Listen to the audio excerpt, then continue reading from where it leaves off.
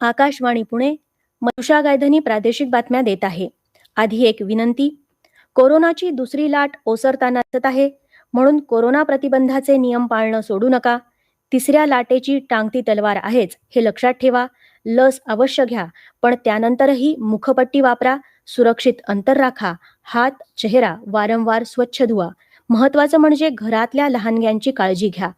कोविड-19 बद्दल काही प्रश्न असतील तर 011-23-978-046 आणि 1075 या राष्ट्रीय हेल्पलाईन क्रमांकावर तसंच 02026127394 या महाराष्ट्रासाठीच्या हेल्पलाईन क्रमांकावर संपर्क साधा.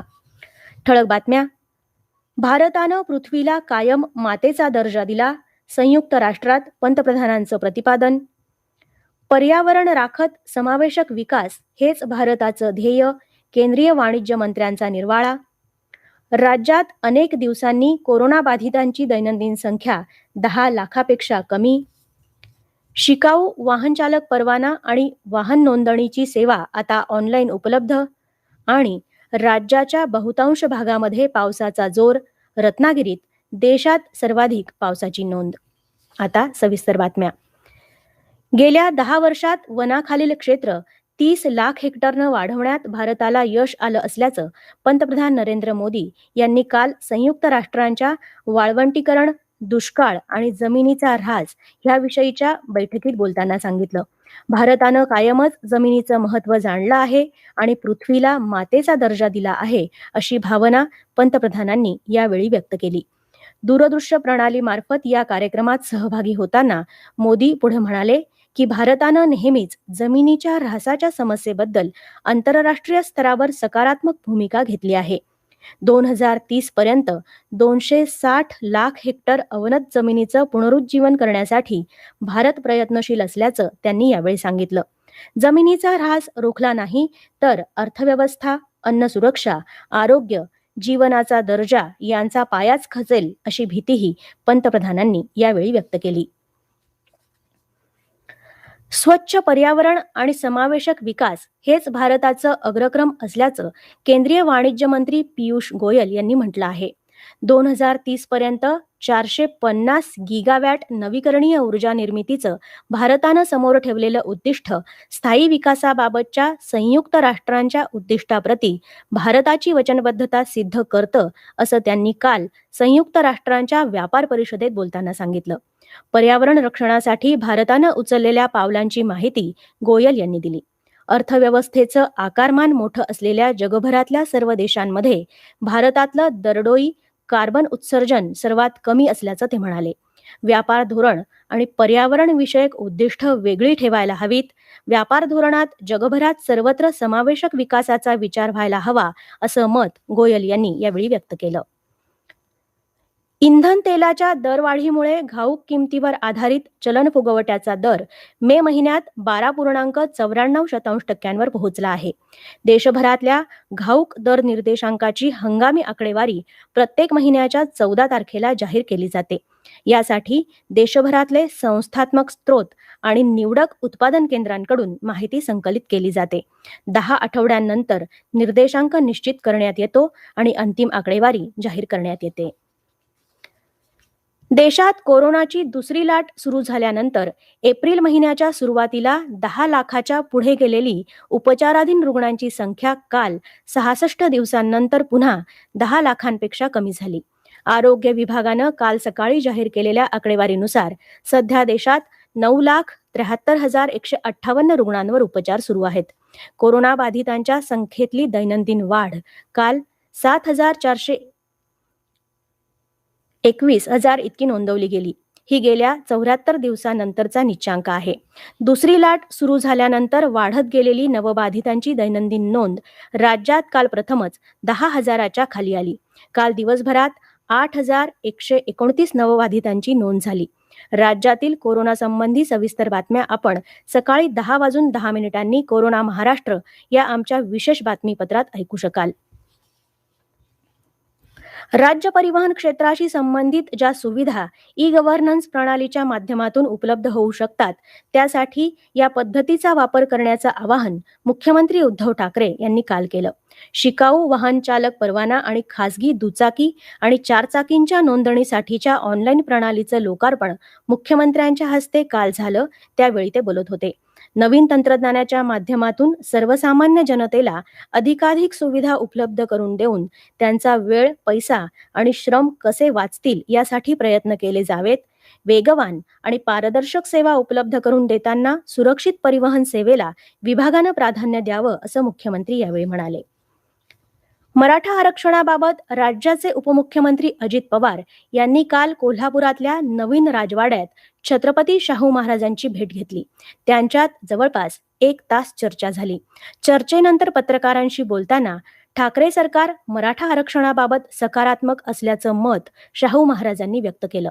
ते म्हणाले, केंद्रीय शासन त्यांनी जर इकडे लक्ष दिलं आणि त्यांना त्याच्यात तेवढा रस असला तर कॉन्स्टिट्यूशनल अमेंडमेंट करूनच तुमचं पुढचं पाऊल तुम्हाला टाकता येईल. हे असं मी तुम्हाला मागेच सांगितलंय. तिकडे लक्ष पाहिजे की कॉन्स्टिट्यूशनल अमेंडमेंट कशी करून घेता येईल. सरकार निश्चित सकारात्मक आहे की मराठ्यांसाठी जास्तीत जास्त आपण जे काय करता येईल ते करावं. सर्वोच्च न्यायालयानं मराठा आरक्षण रद्द ठरवल्यानंतर राज्यातल्या महाविकास आघाडी सरकारनं तातडीनं पुनर्विचार याचिका दाखल करायला हवी होती आणि मराठा समाजासाठी सवलती जाहीर करायला हव्या होत्या, असं मत आमदार विनायक मेटे यांनी काल उस्मानाबाद इथं व्यक्त केलं. मराठा समाजाचं आरक्षण नाकर्त्या राज्य सरकारमुळेच रद्द झालं आहे असं सांगून केंद्र सरकारकडे बोट दाखवून आपली जबाबदारी झटकणाऱ्या महाराष्ट्र सरकारविरोधात जनजागृती करणार असल्याचा आणि आगामी विधानसभा अधिवेशन चालू देणार नसल्याचा इशाराही त्यांनी दिला.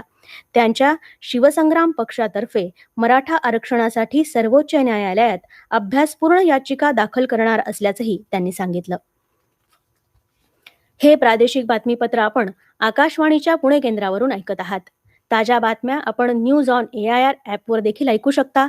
आमचं फेसबुक पेज आणि अपडेटसाठी आपण आम्हाला फॉलो करू शकता. All India radio news Pune, Twitter handle @AIR news Pune आणि Marathi news Pune all India radio या आमच्या यूट्यूब चॅनलवर. महाराष्ट्राच्या किनारपट्टीला अनेकदा नैसर्गिक संकटांचा सामना करावा लागतो. वादळ, अतिवृष्टी, महापूर, दरडी कोसळल्यानं जीवित वित्तहानीही होते. आपत्ती येऊन गेल्यावर कायमस्वरूपी उपाययोजना करायला हव्या अशी चर्चा होते आणि मग विस्मरणातही जाते. रायगड जिल्ह्यातल्या डोंगरालीच्या ग्रामस्थांनी मात्र आपत्तीशी 2 हात करण्याची आधीच तयारी केली. इतरांनीही अनुकरण करावं अशा या उपक्रमाबद्दल ही विशेष बातमी. गेल्या वर्षी आलेल्या निसर्ग चक्रीवादळाचा आणि नुकत्याच आलेल्या तावते चक्रीवादळाचा मोठा फटका रायगड जिल्ह्याला बसला. यावेळी माणगाव तालुक्यातल्या डोंगराली गावातल्या तरुणाईनं मोलाची कामगिरी बजावली, ती टास्क फोर्सच्या माध्यमातून. या गावचे रहिवासी नारायण डोंगरे यांच्याकडूनच ऐकूया त्यांनी काय केलं. वादळाच्या दिवशी गावातील सर्व तरुण वर्ग एकत्र आले आणि NDRFच्या धर्तीवर टास्क फोर्स तयार केला. एका टीममध्ये 5 जण व त्या 5 जणांच्या अंडरमध्ये प्रत्येकी 5 ते 6 जण अशा आम्ही तुकड्या तयार केल्या. या प्रत्येक तुकडीने गावातील वयोवृद्ध, त्यानंतर लहान मुले, गरोदर स्त्रिया सर्वांना गावाबाहेर असणाऱ्या पक्क्या व्यायामशाळेमध्ये त्यांना सुरक्षित स्थळी आम्ही हटवले.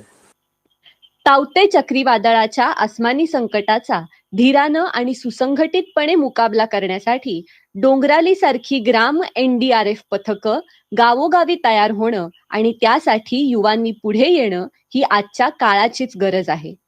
आकाशवाणी बातम्यांसाठी रायगडवरून शोभना देशमुख यांच्यासह अंकिता आपटे, पुणे. नांदेड जिल्ह्यातल्या हिमायतनगर तालुक्यातल्या राष्ट्रीय महामार्ग क्रमांक 161A चा मोबदला 9 शेतकऱ्यांना मिळण्याच्या मागणीसाठी शेतकऱ्यांनी कालपासून रास्ता रोको आंदोलन सुरू केलं आहे. 3 ते 3.5 वर्षांपूर्वी राष्ट्रीय महामार्गाच्या कामासाठी या शेतकऱ्यांच्या जमिनी संपादित करण्यात आल्या होत्या. मात्र त्या जमिनींचा मोबदला त्यांना अद्याप मिळालेला नाही. पुण्यश्लोक अहिल्यादेवी होळकर सोलापूर विद्यापीठाच्या वतीनं दिल्या जाणाऱ्या जीवनगौरव पुरस्कारासाठी प्रस्ताव पाठवण्याचं आवाहन कुलगुरू डॉ. मृणालिनी फडणवीस यांनी केलं आहे. 30 जूनपर्यंत हे प्रस्ताव पाठवता येणार आहेत. विद्यापीठाच्या वर्धापन दिनी म्हणजेच 1 ऑगस्ट रोजी हा पुरस्कार प्रदान केला जातो. राज्य पातळीवर विविध क्षेत्रांमध्ये उल्लेखनीय योगदान देणाऱ्या आणि सोलापूर जन्मभूमी आणि कर्मभूमी असणाऱ्या पात्र व्यक्तीला हा पुरस्कार दिला जातो. सोलापूरच्या सुश्रुत रुग्णालयातील एका डॉक्टरांच्या कारभाराची चौकशी करण्याच्या मागणीसाठी 33 वर्षीय युवकानं जिल्हाधिकारी कार्यालयाच्या आवारात अंगावर डिझेल ओतून आत्मदहन करण्याचा प्रयत्न केला. याची गंभीर दखल घेत जिल्हाधिकारी मिलिंद शंभरकर यांनी या प्रकरणी चौकशी समिती नेमली आहे. संपूर्ण धुळे शहरातले जुने पथदीप बदलून नवे LED पथदीप लावण्याचा उपक्रम धुळे महापालिकेनं हाती घेतला आहे. मनपा क्षेत्रातल्या 15,722 विद्युत खांबांवर हे पथदीप बसवले जाणार आहेत. या कामाचा शुभारंभ काल खासदार डॉक्टर सुभाष भामरे यांच्या हस्ते झाला. गोंडवाना विद्यापीठामार्फत गडचिरोली इथं अभियांत्रिकी महाविद्यालय आणि चंद्रपूर इथं विद्यापीठाचं उपकेंद्र सुरू करण्यात येणार असल्याची माहिती राज्याचे उच्च आणि तंत्रशिक्षण मंत्री उदय सामंत यांनी काल दिली.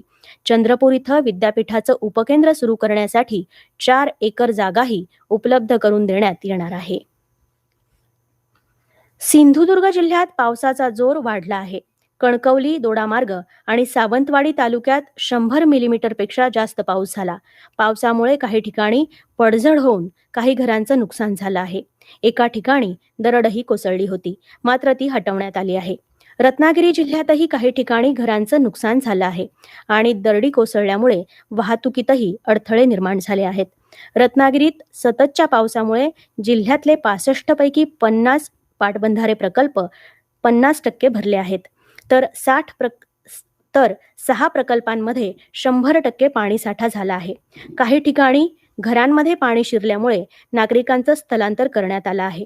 नांदेडलाही पावसाचं सातत्य कायम आहे आणि किनवट तालुक्यातल्या सहस्त्रकुंड धबधबा पर्यटकांसाठी खुला करण्यात आला आहे. सततच्या पावसामुळे परभणीच्या पालम जिल्ह्यातल्या कोंडी नदीला पूर येऊन काही गावांचा संपर्क काल काही काळासाठी तुटला होता. परभणीत मुसळधार पावसामुळे पिंगळगड नाल्याला पूर आला आहे आणि या पुलावरून जड वाहनांची ये-जा बंद करण्यात आली आहे. संगमनेर तालुक्यातल्या दुष्काळी भागासाठी वरदान असलेल्या निळवंडे धरणाच्या डाव्या कालव्याची पाहणी महसूल मंत्री बाळासाहेब थोरात यांनी काल केली. कवठे, कमळेश्वर, काथरवाडी, लोहारे, मेंढवण या परिसरातल्या कामाचा त्यांनी आढावा घेतला आणि काम पूर्ण करण्याच्या दृष्टीनं सूचना केल्या. निळवंडे धरण पूर्ण करून या दुष्काळी भागाला पाणी देणं हा आपल्या जीवनाचा ध्यास आहे. 2022च्या पावसाळ्यात या धरणाच्या कालव्यांद्वारे पाणी या भागांपर्यंत पोहोचवण्याच्या दृष्टीनं काम वेगानं सुरू असल्याचं ते म्हणाले. बृहन्मुंबई महानगरपालिका क्षेत्रात पावसाचं पाणी साठू नये, त्याचा योग्य प्रकारे निचरा व्हावा आणि पावसाचं पाणी वाहून नेणाऱ्या नाल्यांमध्ये लोकांनी कचरा टाकू नये यासाठी वेगवेगळ्या स्तरावर जनजागृती करण्याचे, अधिक प्रभावी दंडात्मक कारवाई करण्याचे आणि CCTV कॅमेऱ्याद्वारे निगराणी करण्याचे निर्देश महापालिका प्रशासनाला देण्यात आले आहेत. नाल्यांमध्ये कचरा टाकल्यास 200 रुपयांची दंडात्मक कारवाई केली जाणार आहे. हवामान. मान्सूनची उत्तर भारतात पूर्वेकडून पश्चिमेकडे वेगानं होत असलेली वाटचाल उलट्या दिशेनं येणाऱ्या वाऱ्यांनी रोखली असून यामुळे काल मान्सूनची प्रगती होऊ शकली नाही. राजस्थान आणि गुजरातच्या काही भाग वगळता वायव्य भारताच्या उर्वरित भागात मान्सून 48 तासात दाखल होईल असा अंदाज हवामान विभागानं रविवारी वर्तवला होता. आता मात्र त्याची वाटचाल धीमी झाल्यानं आणखी काही काळ लागू शकतो असं काल प्रसिद्धीला दिलेल्या हवामानाच्या अंदाजात नमूद करण्यात आलं आहे. सद्यस्थितीत आगामी 4 ते 5 दिवस राज्यात कोकण भागात जोरदार पाऊस अपेक्षित आहे. तसंच कोकणच्या काही भागात मुसळधार पावसाचीही शक्यता वर्तवण्यात आली असून तुरळक ठिकाणी अतिवृष्टीचाही इशारा देण्यात आला आहे. काल देशातला सर्वाधिक म्हणजेच 24 सेंटीमीटर पाऊस रत्नागिरीत नोंदवला गेला. कोकण आणि विदर्भात काल बहुतांश ठिकाणी पाऊस पडला तर मध्य महाराष्ट्र आणि मराठवाड्यात काही ठिकाणी पाऊस होता. आजही कोकणात बहुतेक भागात पावसाचा जोर कायम असणार आहे. विदर्भात तो काहीसा कमी होईल. मध्य महाराष्ट्र आणि मराठवाड्यात काही ठिकाणी पाऊस पडेल असा हवामान विभागाचा अंदाज आहे. शेवटी पुन्हा ठळक बातम्या. भारतानं पृथ्वीला कायम मातेचा दर्जा दिला, संयुक्त राष्ट्रात पंतप्रधानांचं प्रतिपादन. पर्यावरण राखत समावेशक विकास हेच भारताचं ध्येय, केंद्रीय वाणिज्य मंत्र्यांचा निर्वाळा. राज्यात अनेक दिवसांनी कोरोनाबाधितांची दैनंदिन संख्या 10,000पेक्षा कमी. शिकाऊ वाहन चालक परवाना आणि वाहन नोंदणीची सेवा आता ऑनलाईन उपलब्ध. आणि राज्याच्या बहुतांश भागामध्ये पावसाचा जोर, रत्नागिरीत देशात सर्वाधिक पावसाची नोंद. याबरोबरच आकाशवाणीच्या पुणे केंद्रावरचं हे प्रादेशिक बातमीपत्र संपलं. नमस्कार.